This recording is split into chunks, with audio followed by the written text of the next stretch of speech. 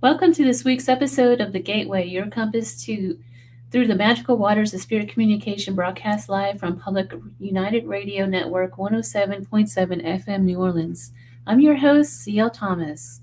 If you guys remember from last week that I was talking, I was in Seattle, I was talking with Michelle DeRochers about the representation of reptilians and the features that are found in petroglyphs and ancient statues across the world.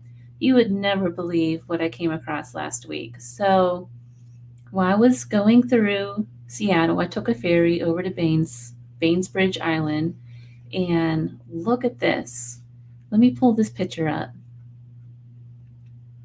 You see this image? Now, if you look closely at the very back, at that second image, and I can't even believe that I was looking at this. The second image is a feature of half human and half reptilian. And it was in the museum, of course, and it's from I'm probably going to say it wrong, the Squamish people. It was Native Americans that used to live in the Seattle area. And this representation is supposed to be the different faces of the ancient Squamish people that helped them tame the lands. That's what they had on their board. So I just wanted to show you guys, put that out there, how neat this really is. We were just talking about that on the show. And the next day I took a ferry out and found myself in a museum learning about the natives. And I couldn't even believe this was before me. So I just wanted to show that to you. Tonight's guest is a very special friend of mine. He's actually got a trilogy called the Ghost Crime series. It's Gare Allen. So let me pull this down. I'm going to pull him up. Hey, Gare, welcome to the show. Hi, CL. How are you? I'm doing good. How are you? It's been a while. I'm doing well. Down here in Florida, awaiting the next storm, sadly. Tis the season. Vegas is it was so nice in Seattle. It was actually really cold. And then I came back to Las Vegas, and of course it's like 110 degrees. Yeah, I think we're supposed to drop to 91 next Wednesday, and everyone's saying bundle up, and we're making a big joke about it because it'll drop 6 or 7 degrees next for some reason. I don't know what kind of front's coming through, but we get a 6 to 7 degree reprieve, so we're looking forward to that. It'll be a 6 to 7 degree drop in Florida, but it'll be 90% humidity. It's so funny. People say it's not the heat, it's humidity. I assure you, it's both. I It's assure a, hey, I lived in the South for quite a long time. I know this. Yes. So, Gary, we talked before, and then you had two books about ghost crimes, and they're just so interesting because when you take it from the side of policemen and first responders, and I had another gentleman on recently who spoke from the side of a fireman first responder. They're really not too open about the paranormal field. They're not. And when I first started to write Ghost Crimes, it was going to be a compilation. It was just going to be this firefighter had this experience, and this EMT had this experience. And when I uncovered the same thing like you just said, it's like they were like, yeah, I'll tell you about it, but don't use my name. I don't really want to. And they're almost hesitant to bring it up because it's not always a very positive experience. It's confusing. It can be scary. A lot of times it goes against their faith. In some cases they felt like something had followed them home, and they felt like their family was threatened. So there was a whole bunch of stuff. And I'm like, I need to relay the effect, not just the, fun, cool paranormal story of what happened, but the effect it had on those involved, including those first responders. And so that put me in a different direction. Instead of doing a compilation, I said, well, let me put real characters in there and have them experience those things that happen, and narrate that through the story. And that's what I did. And I made the main character, Detective Burke, a very reluctant experiencer of it. He didn't really believe in it, but these things were happening. And I thought that would really give it a lot of weight, that he wasn't out there investigating by any means and saying, check this out. He was actually struggling to reconcile what was happening in his professional life. That your books are just so interesting. So I have to ask, each one seems to have a different theme. So this last one you just came out with, it's more about um, reincarnation. So what is the themes from book 1 and 2? So book one it spans about 20 years, and it's Detective Burke, unfortunately having tragedy early in his life, and then going through 20 years of experiences. He teams up with another detective and just sort of comes to the realization after 20 years that these things are out there, these dark forces are out there, and they're both human and they're both paranormal. And that's kind of where the title came from, is his detective partner at first doesn't really have the paranormal experiences. He just has the experiences of the human. And so when the detective Burt tries to say, "Hey, there's other supernatural forces here," he says, "Ghosts don't kill people. People kill people. These aren't ghost crimes." And that's kind of where that title came from. And in the second book, and so every story in that first book was from my compilation. I weave them into the story, and that was actually based on a lot of actual cases that were told to me. So in the second book, I just took them off and said, "Okay, the paranormal enemy." And I wanted something really sinister. I wanted them to go through something really dark. And so I teamed up the two detectives, and I actually teamed up one of the victims who survived from the first book. And so they sort of banded together now, and they're all on a mission to fight the paranormal for their own personal reasons. But they're together as this unlikely team in a way. Um, and what I did was I still had a lot of stories left over, a lot of one-offs, if you will. And I said, I have to get these in there because they're amazing stories. And so I created a support group for nurses and first responders and all these folks to come and share their paranormal experience that they were struggling to reconcile in their mind and their heart. And it was a safe space for them to come to these weekly meetings and say, "This is what happened to me." And everybody listened with reverence, but it was a way for me to get those one-offs in there as just enjoyable and often scary paranormal stories. And it worked. The readers said it worked, so I'm not patting myself on the back, but it worked with the storyline. So does the main characters kind of travel through each book? Like Yeah, does so I kept into the third? I kept the three main characters: Detective Burke, who's older, Detective Garrison, who's younger, and then Lisa, who was the friend of a victim from the first book. And so, and her and Garrison are sort of having a light relationship together. In book three, I always wanted to have a character that sort of had an edge to him. I have a pretty dark sense of humor at times, and I can be a little cutty and edgy at times. And I wanted a character where I could really just put myself in the book somehow without putting myself in the book. And so I gave Detective Burke an annoying brother, and I put him in the book and teamed him up with Lisa. And I thought it worked well. There were mixed reviews, but he had his place, and he did well by the end of the book. So that was fun to put myself in there. Does your character kind of die off, or does he make it to the fourth book? Oh no, they're all, and that's part of the characters, is they're driven by the need to protect because they understand the paranormal from their lens and they understand what it can do. And so when someone says, "I have a haunting," they take that seriously. They go into the house, and it's not just to get readings. It's to banish or help those spirits cross over. There's a mission attached to it.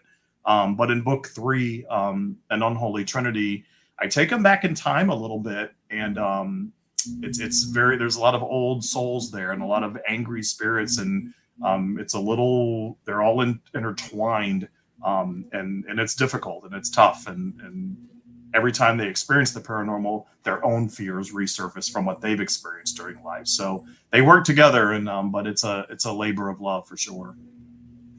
So when you got together this group, how did you go about doing that? And how did you get people to talk about this that are nurses and first responders? So I wasn't able to get a group together. I did a posting out on my social media. I did a posting on my website. And what happened was I would say, "Great, thank you for submitting the story." And then it was always very short, right? "This happened, I was here and I saw this and that happened." And I'm like, "Can I ask a few more questions? Can I It's ask a kind of few like more they're questions?" writing an incident report, right? Exactly. Yeah, I didn't know what I didn't know because I had never really put a compilation book together like that before. But I needed more meat, and so And then, do you know anybody else that had an experience? Would you mind giving them this email or this phone number to text me? And then little by little, I got more and more. Which is interesting. Is I do know some policemen, and I do know some first responders and nurses, and they told me some stories over the years. So I kind of pulled on those as well. But I reached out to them to see if there was anything else to it. But a lot of them are just these things happen. Like I said, there are some cases where something followed them home, and there was threatened to the family, and it became a thing, and they just and there was actually a fear that even talking about it might bring it back or have it happen again. So I had to be very respectful of that. Yeah. It's interesting when you talk to people who've been affected by the paranormal, a lot of them say that they're afraid to even bring up what happened because they're afraid of inviting that entity back into their lives. For instance, my friend says he had an experience with Skinwalker, or he's afraid. He got scratched on his back deck one time after we went to a ghost town, and it was a very frightful thing for him. But now he won't even mention the name Skinwalker. We have to say it that shall not be named, or something silly like that. But he's so afraid of just talking about it would invite this entity back into his life somehow. Could that really happen, you think? And I studied metaphysics for many, many years, and I'm not going to go down a rabbit hole here of energy, but my belief and the things I've read, and of course, all the channeled information out there, you read a lot about reality creation, everything's energy, and, we're energy, and everything's energy around us, and our thoughts, manifest and create the things in our lives. And the key to that is you can create anything you want with your thoughts and your intentions if you have enough emotion behind it, right? So it's like, okay, but we're all like, win the lotto. We're not really excited. We're not passionate about the lotto. We just want money, right? But there's no love attached to money. You can't really generate like a genuine passion or drive for that. But if you're fearful of something, that comes from deep within you. That's real and that's strong, right? So it is no different. So when you love something, and you have a moment where you really feel love for something, it's real. It's inside you, and it's not something you can really control. It's just something you feel, kind of thing. But I think it emanates out there, and I think it's no different with fear. So having said that, if you fear something and you talk about a skinwalker and it brings back that horrible day where you got scratched by one, and then you put that fear out there energy wise, why wouldn't they be attracted to it? Why wouldn't they connect to that? I don't know. Maybe. There's that thought that they operate on a different plane where I don't know. And then the fact that they can come to us and we dream about them, people have nightmares about things like that. It's like they can get to us on that astral plane, which is where the dream state is. I mean, those are the beliefs. And I don't think it's an untruth. I can't tell you that it's 100% truth, but it's like, but to your friend's point, it's like, why take the chance? Just don't say the name. Right? Very true. Yeah, he's a good friend of mine. So we always talk about this stuff. But back to your books, I forget where I was even going with that. How do you take these true stories and make a novel out of them? They're not historical fiction, but they're still true, even though they're fictionalized. Yeah. So I mean, with the first book, kept the stories like to the letter of what they told me. And I was able to connect them, and some of them happened to me as I was growing up. So I was able to remember the specifics and tie them together. I took a little liberties in the very last chapter because there has to be that, you have to wrap it up and all the ends have to be tied up or everybody's going to complain, right? So I did take some liberties at the end, but the actual events, the murders and the attacks and the hauntings and the people that were involved in the arrests, all those were things that were told to me. So and I got as much detail as I could, but in the second and third book, I took stories, but I really had to take some liberties to keep the narrative together. I just had to. There was no way around it. So I don't say, these are true stories. And the first one was based on actual cases told to me. But I did one interview. I'm trying to remember who it was. But he asked me, how did I vet the stories from the first responders? And I said, I don't know about you, but I'm willing to just give them the benefit of the doubt that what they told me is what happened. And why wouldn't I believe them? We all have a ghost story, right? Or two or more that we have out of our lives. And why would there's no, and how do you vet a ghost story, by the way? You how, can't, how do you right? prove that you saw a ghost? It's like, I really didn't understand the question. I had actually had to repeat it. I think you thought I didn't know what vet means. I'm like, no, that's not what I mean. I don't understand how I would vet something. And I'm going to give these amazing people who leave their house in the morning and they say they're going to put their lives on the line and their safety on the line for strangers, and their Mhm. families wait until they come home safe at the end of the day so they can exhale.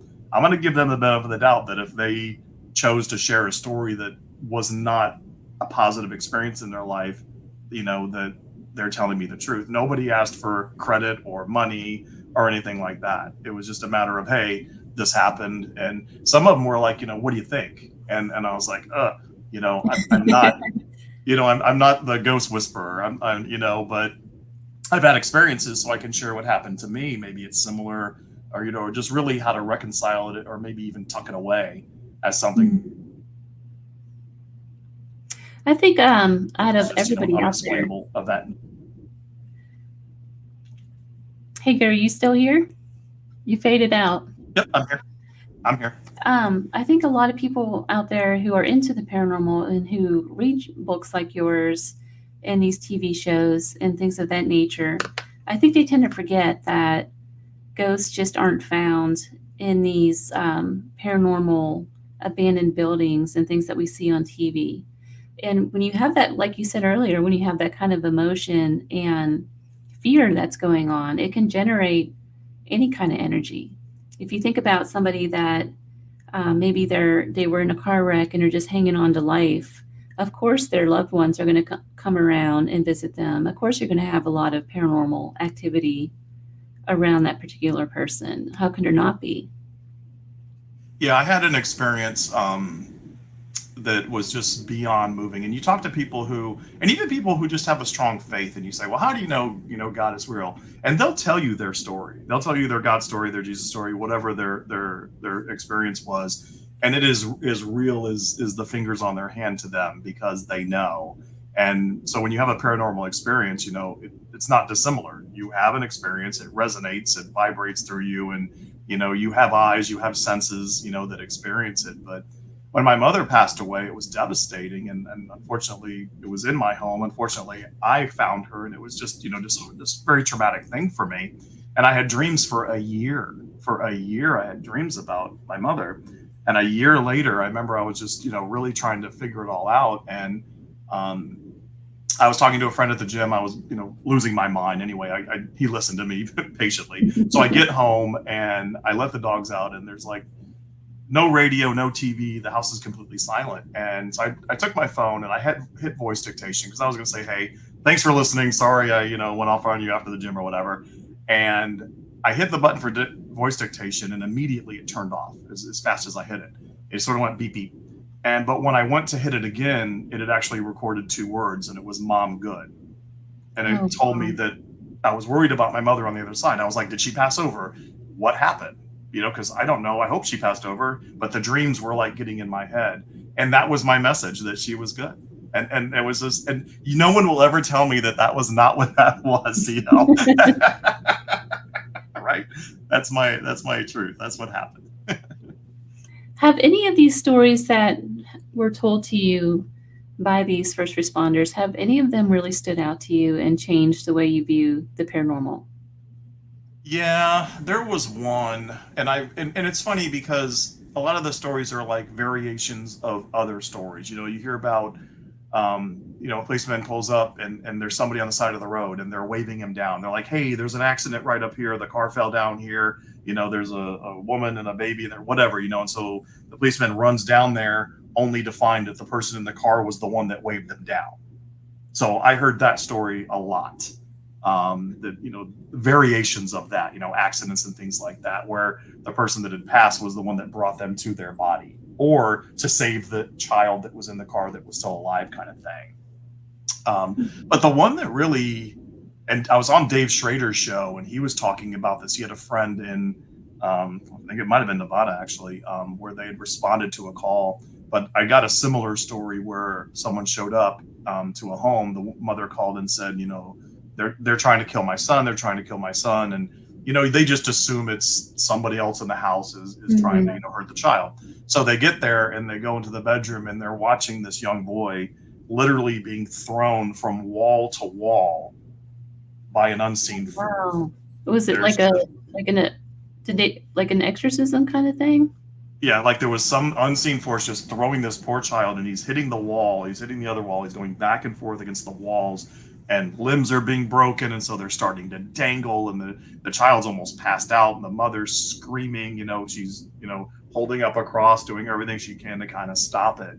And those are the ones that sort of scare me, because I'm like, okay, for the most part, I've had, I have ghosts, they do parlor tricks. That's what I call them. They throw something on the floor, they drain the battery in the remote. I'm like, ooh, scary. But, I'm like, I'm kind of glad I get those ghosts, so I don't have any that are like, tossing me about the house kind of thing. So I wonder about that. And I wonder about the level of energy that it takes to do that. And I also wonder the intent and where did that come from? And so you read about voodoo or santeria or things like that, where, my understanding is people can actually conjure or invoke things to bring them in to do things like that. And you wonder about that. And it's like, if someone has the ability to open a doorway to let something in like that would cause that kind of harm, to me, that's terrifying. That's something, how do you defend against that? You can't. And you hear about it every now and then, but what if that becomes the norm and the parlor trick ghosts become, not happening very often. So that concerns me. That is really concerning. I have one story like that, and it wasn't with me. It was I have a friend who is a hospice nurse, and she went out. What she does is she goes out and she takes care of people on hospice until they pass away, basically. And there's a whole team. There's a physician and a couple of other nurses, and they just go around the clock to make the person most comfortable. They had this one particular case where this lady, she said the nurse right before her, they were kind of switching off. She had the late shift, she had the third shift, and this other person had second shift. And right before she got there, she said she looked at this woman who, she was doing all that laboring breathing. Toward the end, they do all that raspy breathing and things like that. She was in that state. So the woman was pretty much unconscious, wasn't responding to anyone, getting ready to pass away, basically. And the nurse looked at her, and she said that this woman had turned her head in the bed, and her eyes were just big and black.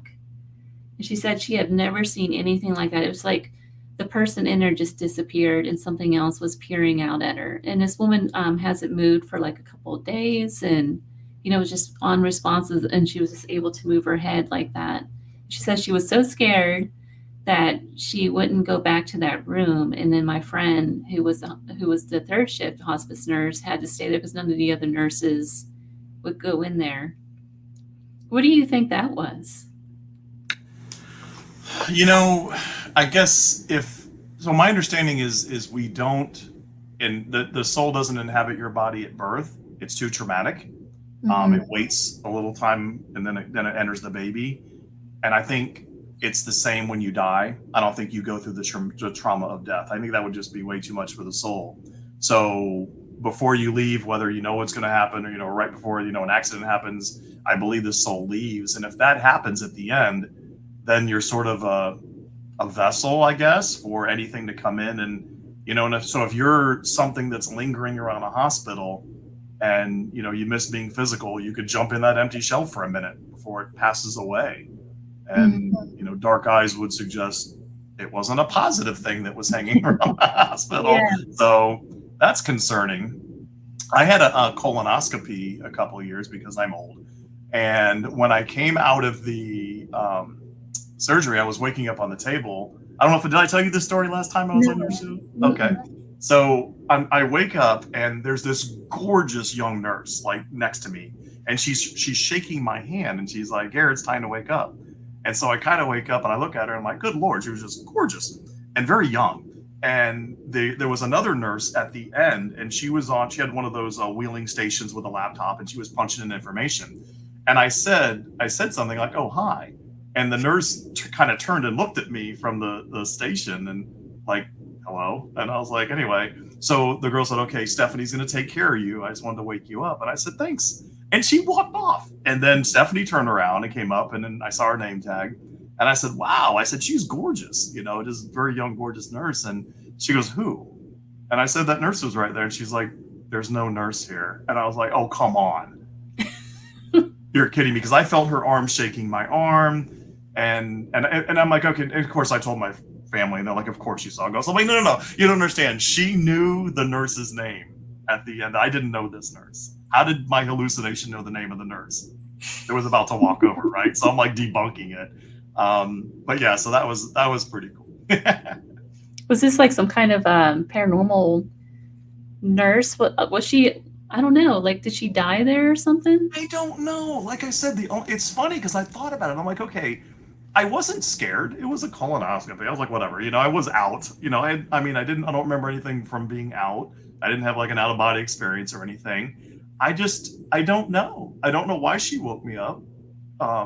And like I said, the only thing remarkable about it was she was stunning, absolutely stunning. I was like, good. And I just remember thinking that, oh my God, this is just a stunning woman, and that's it. So I have no idea.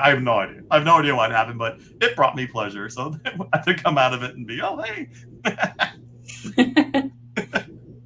Well, with these ghost attachments like that, okay, so if you your theory makes complete sense that you would leave your body right before you pass away. And I've watched someone pass away before. It was a really good friend of mine, and he was not there. I'm convinced he wasn't there the last couple of days.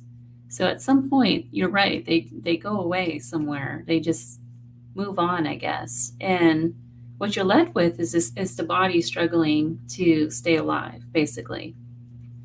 How is there a way to like keep attachments from getting connected to that person or that empty shell? And can that attachment transfer onto the loved ones that are there taking care of that person? The way I look at that is, and I've had a lot of experiences over the years. The house I live in now we moved in 1999, and it was haunted when we moved in. So we had all kinds of weird things happen. But I have noticed that over the years, if I go to a certain place, I'll bring home something, and something will be in the house, and there's an attachment. So the way I look at it is, it's sort of like if you create a hospitable environment for them, then you'll draw in that type of spirit. So it's sort of like if you leave dirty dishes in the sink for 3 days, you're going to have bugs, right? But if you keep it nice and clean, the bugs aren't attracted. They're not going to show up, kind of thing. And so I think the energy, the mood, that in your house, if you live in a negative relationship and there's, drug addiction and fights and things like that, that's hospitable for negative energies to come in. And my understanding is when you are consuming alcohol or taking drugs, it lowers your energy vibration and allows them in, but they also feed off that negativity. So you're sort of giving them what they want in that respect. So if you maintain a positive house, a positive environment, and I think it's more energy. So people will say, we'll put salt around the house and holy water, which I do, just for the sake of covering all the bases. But I think it's more your perspective and your attitude and your state of being. Are you in a positive place? Are you a happy person? Are you super down and negative, and allowing those things to come in? So I think you just attract it. And this kind of goes back to what your friend said, if you talk about skinwalkers, is the fear what's attracting them, right? You're putting out something they are attracted to, kind of thing. I don't know. So that's kind of how I look at that. I always wonder, I'm like, okay, I keep a positive house and everything, but every now and then something will follow me home. And I'm like, why are you here? And what are you doing here? Did you just want to mess with me? Did you know that I would see you and I believe in it? So, go to the ghost writer's house. I don't know, why are you here? But again, I always wonder, I'm like, I don't know what you want from me, kind of thing. Cause it's never egregious. It's like I said, draining of batteries. I remember one time I was walking into the bathroom and the towel flew across the bathroom, from one side to the other. And I said, oh, Well done. I don't. Nice I don't. parlor trick. Exactly. I'm like, pick up a mop if you really want to impress me. You can pick up a towel, pick up a Yeah, mop, help me once you clean the clean house. the house up, or Yeah. pick So up I the dog. wonder about that. But I will tell you, if I go to, there's a Hard Rock casino here. I go probably twice a year for holidays when my brother comes in town. And I can guarantee you when I get back from that casino in the next day or two, there will be activity. And I Just from the just think, casino? yeah, I think it's because, again, addiction is a lot of alcohol consumption. I think there's some, and I've seen people there that, were not in good frame of mind and, maybe spending their life savings or losing it in that Yeah. moment. And I just think there's, and that's the same thing for bars. I mean, it's not just, I'm not saying casinos are bad, but I think you have those individuals in those state of mind. And I think that's, well, why they follow me home, I have no idea, but it's happened quite a bit over the years. So what do you think of Vegas? That's where I live with all the I absolutely. I've been to Vegas 7 times. I've been there on New Year's Eve 4 times, and it was always amazing. I went to all. I do all the touristy thing. I'm so Florida that way. I want to do all the, Ramsey restaurants, and I want to go see 2 shows every time I'm there at least. And I get the comedy club dinner coupon. I do all that crazy stuff, and just I have a blast. I think it's an exercise and excessive behavior that everyone should experience. I've always had a blast there. And I think after 3 days, I'm like, I need to leave. So I Yeah. could not live there. That was it. This would be a posthumous conversation if I lived there, because I wouldn't make it. So, because I could just hit the slots every day. I could eat at the buffets every day. I could do that every day. But I'm glad I don't. But I have a I little miss secret it. for you. I have a little secret for you. So first of all, those of us that live in Vegas, we have our little neighborhood casinos that has the restaurants and all of that kind of stuff in it. Most of us really don't go to the strip for anything. We really don't gamble. We might go to the casino just to see a show or, to eat. But we're not down there every day playing slots or anything. I don't know anybody that does that. Okay. I guess because it's something I can't really do here. I mean, like I said, we have the Hard Rock, but I guess it's the same. People say, "Oh, you live in Tampa. I'm an hour from Orlando. Do you go to Disney every week?" And I'm like, I haven't been to Disney.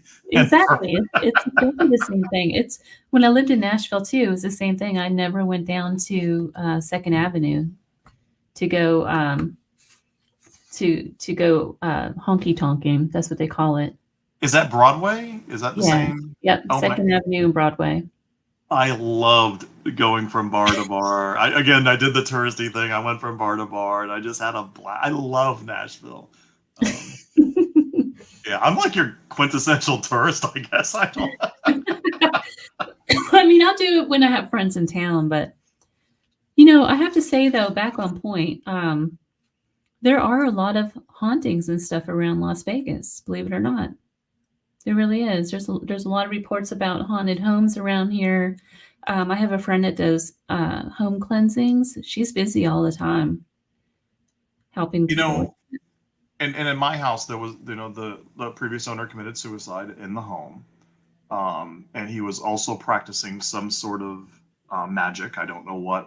There was chicken feed and very voodoo kind of looking things, but I'm not sure what it was. But I just, and this is what I did for Ghost Crimes 3, was I went back to traumatic events that happened in the early 1900s, and the residual from that on a couple of different levels. And we forget the atrocities of the past. People say, "Oh, I can't believe we did that," and it's like, it happened less than 100 years ago. Okay, so don't act like it was like ancient history. I mean, this stuff like just happened. And I focused on the prison slave labor that was very prevalent. And prisoners were just sent out to farms, and they were slave labor, and farmers didn't have to pay them. And if they passed out in the Florida sun and died, they were just no longer on any kind of records, and they were gone. And things like that happened. And so I kind of tied that in to show some of that. And but in doing the research, I'm like, that didn't happen, and it did. And it's kind of scary. And as you know, as a writer, we learn a little bit about a lot of things, right? Mhm. We kind of do enough to kind of get the character where he needs to be, but then we go down a rabbit hole sometime. We're like, wait a minute, Yeah, what else is going on here? you're absolutely. Yeah, I'm writing about she was a prostitute back in 1906, and I've learned way more about gold mining and prostitution than I ever thought I would learn in my entire life. To your Yeah, point, yeah. um, I don't enjoy that, but with this book, Reincarnation, what kind of stories? So you got the prison story in there, but what do you mean by reincarnation? What happens if that's the theme of the book? so, and that's my next book. So what I'm doing is I'm actually going to do an actual compilation book of reincarnation stories. And so reincarnation is a common theme throughout my books, because I had when I studying metaphysics back in the early '90s, I was obsessed with it, and I had regressions done. I did my own regressions at home with my, with well, back then it was cassette tapes, but we'll say CDs for the sake of my age. But and I actually would go back and experience these lives, and they were so real, and they had connections to my current life, and I just found it so interesting, and I didn't see a difference between someone as a young child, almost drowning in the swimming pool, and later becoming an adult who hates the water. I didn't see a difference between them. To me, it was like that makes perfect sense. So if you're the last life, I was in a wheelchair, for 11 years, and I was alone, and all the lives I connected to, I was no famous person, I assure you. They were very dreary and sad lives, but they totally, connected to who I was today. So I connected to this life where I was in a wheelchair for the last, 11 or 13 years, I forget now, and I was by myself, and I had a motorcycle accident and become paralyzed from it. And my girlfriend at the time was on the back, and she died during that accident. And I didn't realize it, but she was carrying our unborn child as well. And so I spent the next, 11 or 13 years living in our apartment, and with her cat was still there most of the time, which was just a daily reminder. It was just this horrible, horrible, end of life. But anyway, when I was younger, I couldn't sleep with pajama bottoms or blankets or sheets on my legs. I would get claustrophobic, and I didn't have like restless leg or anything. I would freak out if I'd wake up and the covers, like my parents would come in the middle of the night and put the covers on me. I had to throw them off, and I would just scream and panic about them. And when I connected to that life after being in the wheelchair, it went away. It was completely gone. And it was only after the fact that I made the connection. I was like, yeah, that's interesting. But I mean, as an adult, like I said, I wouldn't sleep with the covers. It was weird. I'd freeze all night long because I couldn't put the covers on. But yeah, so that life kind of connected, and I was like, oh. And then I tapped in, went back and had more lives where every one I was alone. I was in some sort of sad state and alone. And it's interesting because I struggled over the years going to trade shows and conventions. Now, put me on a stage and I would came alive because I was in control of it, right? I had no problem being up there doing that. But once I got down with the crowds, I would actually skip events and go to my hotel room to get away. And I never understood it. I just thought I was being, I didn't even think why I was doing it. I just knew I was uncomfortable and I had to get away. I had to be by myself. And I've never felt lonely, but I love being alone. I love having the house to myself and just doing my thing. And I think that connected to those lives. And so I'm kind of working through that now. So I think the reason for writing the book is to gather stories from other people who had this similar situation. I had this life where I was this, or I dreamt about this life where I had a regression, and it helped me in this way in this life. And what's wrong with that? It's no different than me saying, hey, I had my phone recorded Mom Good. I'm telling you it was my mother. Even if it wasn't, it made me feel better about the situation. So what's the harm in that, right? So that's kind of how I look at that. It's like if something can help you get past a phobia or just make life a little more comfortable, what's the harm in that, right? Well, similarly, do you have to kind of have all of your emotions and problems in life completely solved before we pass on so we don't have to keep reincarnating? No, it's funny. I had an idea for a book, and the title was "Life is Supposed to Suck." That's what I was going to call it, because to your point, it's like, we come here, there's all this craziness that happens, right? But are we supposed to overcome every single thing? I don't think that's possible. I think it's more again, there's so much channeled information out there, right? I mean, just so many people channeling so many entities. I had an experience in the early 90s where somebody channeled their spirit guide, and I learned all kinds of craziness from their perspective. And, the whole reason for the experience is if you're on the other side and you're just this amazing, loving entity and you just exist and there are no problems, everything's great, but you come here and you experience other things, it makes you have a better understanding of the good stuff, right? So as you go through something bad, you have a bad relationship, it makes you appreciate the good relationship you have later even more. So there's a benefit to that negativity or that bad experience or whatever it is we're experiencing. So I'm like, oh, okay, it's supposed to be bad because you're going to appreciate it, whether it's later in this life or when you cross back over and you have a better understanding of what it is you're experiencing. That's my understanding. Some hard lessons, I'll tell you that. It's like, so. What happens though if you're somebody who, I don't know, maybe they're just a bad person, like they're a murderer or something like that, and they just never move past that phase to raise their vibrations? They just keep returning as a murderer?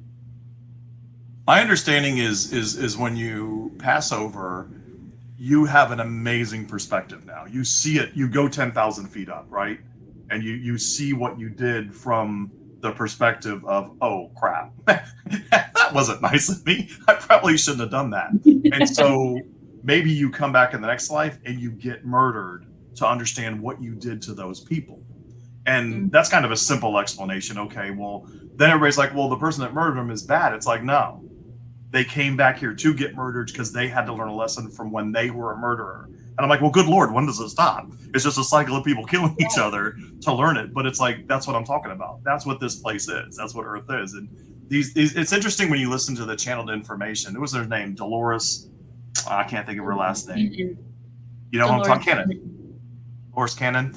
You know, she talks a lot about life as a school. That is her theme. Life is a school. Life is a school. And here, things are supposed to happen like that because it gives you the perspective. And, you're just supposed to look at what happened and say, okay. And then who is it? Daryl Anka channels Bashar. And he says it's not what happened, it's your reaction to it.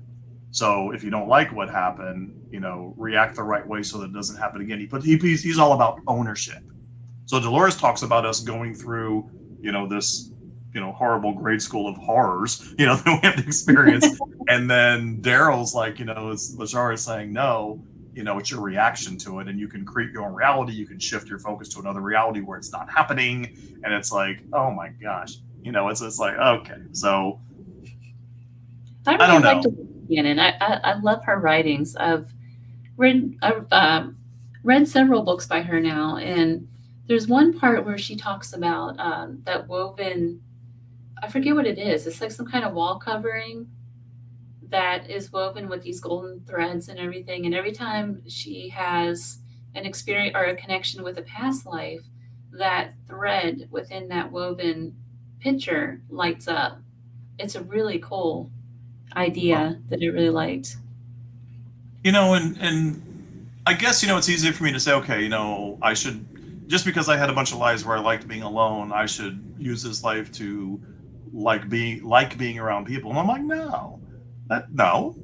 Man, I still don't like being around a ton of people. It's not who loves crowds anyway, it's like, or some people just say, well, I don't like crowds, but they don't bother me, whatever, but I kind of focus on the important stuff now. So I'm at the point now where I'm at the age where I'm reflective. There's a lot less road ahead of me than there is behind me. I'm looking in the rear view and I'm judging my reaction and my decisions and those sorts of things. And, but moreover, it's about, okay, let's just focus on now. It's not the past, it's not the future, it's now. And that's tough because again, I don't know how much longer I have. And, if it's only 5 years, then that would totally change how I'm going to live the rest of my life. But if I have, 20 years, well, I got to be responsible, Gare, and keep things moving and, pay the bills. So You know, it's yeah, we're not set up for the easy route. That's for sure in this Right, situation. right. So with reincarnation, is there how does that work when you have spirits who don't seem to be reincarnated? They seem to be haunting everything. From the channeled information that I've heard, it's like they're stuck or they've chosen to stay in between for whatever reason. Sometimes they stay behind because they feel they need to take care of their family, right? They need to oversee them, or they feel guilty, or they cross over and they don't. It's so traumatic, or they go in denial. They don't realize they're dead, or they don't believe they're dead. And I think that's what happened here with the individual who shot himself. Is he would only. It was interesting. He wouldn't only, but his antics were like tenfold when we did house changes to the house. If we painted, if we changed the tile to carpet, if anything we did to change the house, that's when activity would go through the roof. Like he did not like that we were changing his house. And I thought, well, he doesn't realize it's not his house anymore, right? He's wondering why we're here, kind of thing, because it was such a traumatic experience to take his own life that he was just stuck there, or he didn't believe it. I don't know. I think that's sometimes the case, and I think they finally realize at some point, or their guides are trying to get to them that, hey, you know, it's time to move on. And that's something I focus on heavily in Ghost Crimes. Is Lisa, you know, she wants to, you know, cleanse the house, but she's trying to move them on. Some of them are trying to get attention, which is perceived as a haunting, but they're just really trying to get the attention because they're scared and they're lonely and they don't understand why nobody can hear them. So they help them kind of say, hey, turn around, find the light. There's got to be a light somewhere. Ask for your guides, ask, you know, open up to them. And she goes through, and I learned that from Joni Mayhem, my author friend, and she writes a lot about that too. And she's actually a sensitive and she's a clairaudient. She hears them in her ears, and she will go to, she'll do investigations, and she'll say, hey, you need to cross over. You know, there's no reason for you to be here. You know, you need to go to the next step. And I think there's a couple of different reasons why they hover, but my understanding is the longer they stay there, if they are angry about being there, then that anger will grow and they take the energy of the other folks that are in between and they grow as a result. And I think my theory is that what creates what we would call maybe a demon or a poltergeist or something very, very strong and menacing to us. That's my theory on that. That's a really good theory because the whole demonic idea was there way before Christianity even came about. When you look at it from a historical side, and every single culture has a negative entity like that, whether it be a fae, a yin, you name it. There's some kind of entity like that in every single culture, just about. Yeah, and it's no different. It's funny if you just look at the parallels between, you know, our plane of existence, for lack of a better term, and the plane of existence, we'll call it the astral plane, where there are ghosts. If you look, if you were looking objectively at the planet Earth and you see people and you see the people that commit atrocities, there are demons, right? There are human demons. And so there's no different on the ghost side. You have the ghosts and you have those that become those horrible things, but there's also the thought process that demons, you know, could be aliens, which is a whole nother, you know, arena to get it. That's a whole entire rabbit hole. Yeah, exactly. That's a deep one too. I've been talking a lot about aliens lately with different guests. My guest from last week said that a lot of, and it's true, you can find like the reptilian images in old petroglyphs and pyramids and all kinds of different things. And the minute I hung up on that show, I was in Seattle when that last week when that show was aired. I took a ferry to a museum the very next morning, and lo and behold, there was an image of the faces that were supposed to be a part of the Native American tribes that lived around that area. And one of them, sure enough, looks like a reptilian. It's just really interesting. There was a great meme. It was a dinosaur skeleton that they had dug up, and it had a flying saucer in its mouth. And it just said, nobody's ready for this conversation. Yeah, there's so many overlaps in the paranormal field. I think everything does come together at some point. We'll never know until after we pass, of course. Yeah, But and to me, it's like I focus on like I can have regressions and hypnosis and reincarnation stories and experiences that affect my life now, and so there are things that I can experience that I focus on. But as far as aliens, I'm sort of like, you know, it's like they're gonna do what they're gonna do. There's not a whole lot we can really do. It's like if they show up, they show up. If they don't, they don't. But they're gonna do what they're gonna do. I doubt we can really have any say so and how it unfolds once they do show up. So I'm just sort of like, we'll see how that. And I believe they're there, and there's all these theories, and involvement. They're already here, and the whole nine yards. But they're not. I have a lot going on without that being part of my yeah, exactly. So, what about dogs? Do dogs reincarnate? What's funny is it's funny. I was just listening to the Audible of the dog book that I told you I put on Audible, and basically it was just my experience with dogs the first half of my life. And I had a black lab Rottweiler mix, and he passed away. And about a year later, a good friend of mine, called me. She said, "Hey, I got a Rottweiler. I loved your dog's name, Sobek. Can I name my dog Sobek?" And it was so sweet of her to ask. And my dog was half Rottweiler, and I said, "Oh my God, please name your dog Sobek. That would be amazing. Love that name." And so she calls me like a year or two later. She's like, "Okay, I gotta tell you something." I'm like, and she had Bouviers before that, like all these Bouviers. She had gone to a pet psychic, and she said, "I went to a pet psychic, and she was amazing. She told me all about the pet Bouviers that I had, and the dogs were all there, and they were saying all my ladies, they were all female. She knew their names, and she was amazing." I'm like, "That's amazing. I'm so happy you connected with your Bouviers." She goes, "Yeah," but then she told me, she just said, "There's this black lab, and he's jumping around and running around, and he keeps saying the same thing over and over." And she's like, "I've never had a lab." And she said, "What's he saying?" He's like, "Tell him I'm okay. Tell him I'm okay." And she just knew it was for me. And she called me and told me. Now, I know that wasn't a whole lot of fact and things that people are really like, okay, whatever. But I was driving and I lost it. I teared up. I was like, "Yeah, that was my boy." So, but I don't know. I mean, I think that I understand the animals. So, one channel session I had, I asked about that, and they said they were extensions of us and our energy. And I thought that was interesting and also terrifying. But there are documented cases, and I've seen it, where the dogs will take on our illnesses, right? And you see that happen where somebody had cancer and the dog gets cancer a year later, and it's just they take those things on. And if that were the case, again, going back to the thought that everything's energy, if we share the same energy, so those things would be prevalent there as well. So I don't know. I think for me, and I'm a dog person, of course, but Of course. they're the they're the best of what we could be. And all I know is this they bring me immense joy, and it's like I wish I could be that unconditional. I wish I could be that happy. I wish I could be that free loving. I wish that. And if that's something we can strive to be, if that's the example that they're bringing to us, um, I don't know. God nailed it when he made that species. Let me tell you, he made the dog. I mean, that was a good day. He was on his game that day. Let me tell Yes, I've got my beloved dog too.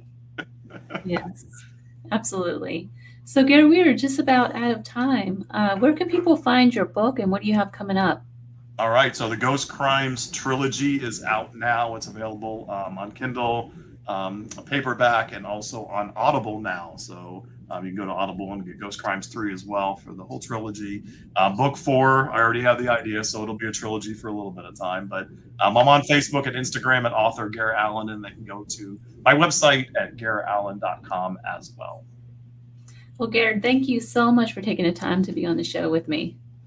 Thank you, CL. I appreciate it. Always have a good time with you, and try and navigate that heat and humidity of Nevada, and be safe out there. Will do. You've been listening to The Gateway, your compass through the magical waters of spirit communication, broadcast from United Public Radio Network, 107.7 FM, New Orleans. I'm your host, CL Thomas. Thank you for listening. Until next time.